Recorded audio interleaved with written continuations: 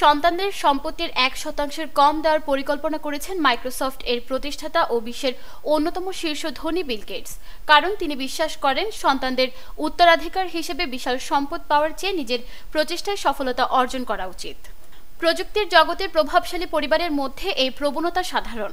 যেমন অ্যাপল প্রতিষ্ঠাতা Steve jobs এবং আমাজনের জেফ বেজোস তাদের সন্তানদের জন্য সম্পদ না রেখে দানশীলতাকে প্রাধান্য দিয়েছিলেন। ব্লুমবার্গ বিলিয়নিয়ার্স ইন্ডেক্স অনুযায়ী গেটসের মোট সম্পদের পরিমাণ $162 বিলিয়ন, যার 1% হল $1.62 বিলিয়ন। তাহলে 3 জন গেটস সন্তানই তাদের বাবার মতো সম্পদশালী না হলেও তাদের সম্পদ এখনও সম্ভবত তাদেরকে বিশ্বের শীর্ষ 1% ধনীর মাঝে স্থান করে দিবে। এই সপ্তাহে ফিগারিং আউট উইথ রাজ শামানি পডকাস্টে কথা বলতে গিয়ে গেটস বলেছেন, ধনী পরিবারের উত্তরাধিকার সংক্রান্ত সিদ্ধান্তগুলো তাদের ব্যক্তিগত বিশ্বাসের উপর নির্ভর করে। গেটস শুরুতে বলেন, প্রত্যেকেই এই বিষয়ে সিদ্ধান্ত নিতে পারে। তারপর যোগ করেন, আমার ক্ষেত্রে আমার সন্তানরা একটি দারুণ বেড়ে ওঠার পরিবেশ এবং শিক্ষা পেয়েছে, কিন্তু তাদের মোট সম্পদের পরিমাণ 1% কম, কারণ আমি সিদ্ধান্ত নিয়েছিলাম যে এটি তাদের জন্য সুবিধাজনক হবে না।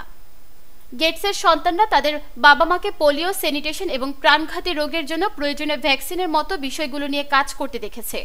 গেটস আশা করে এসব দেখে তার সন্তানরা গর্বিত হবে। তিনি আরও বলেন, আমি এমন কিছু পরিস্থিতি দেখেছি যেখানে সন্তানরা তাদের বাবা মাকে আরও দানশীল হওয়ার জন্য বলে। আমি মনে করি কিছু ক্ষেত্রে তরুণ প্রজন্ম আসলে এই ধারণার বিপরীতে অবস্থান নিচ্ছে যে সম্পদ শুধু উত্তরাধিকার হিসেবে পরবর্তী প্রজন্মকে দেওয়া হবে। জবস 2011 সালে মারা যাওয়ার সময় আনুমানিক $7 বিলিয়ন সম্পদের মালিক ছিলেন। তার স্ত্রী 2020 সালে নিউ ইয়র্ক টাইমসকে জানিয়েছিলেন জবস পরম্পরা ধরে ধন সম্পদ তৈরি করতে আগ্রহী ছিলেন না। লরেন বলেন, আমি আমার স্বামীর কাছ থেকে সম্পদ পেয়েছি, যিনি ধন সম্পদের সংগ্রহে আগ্রহী ছিলেন না।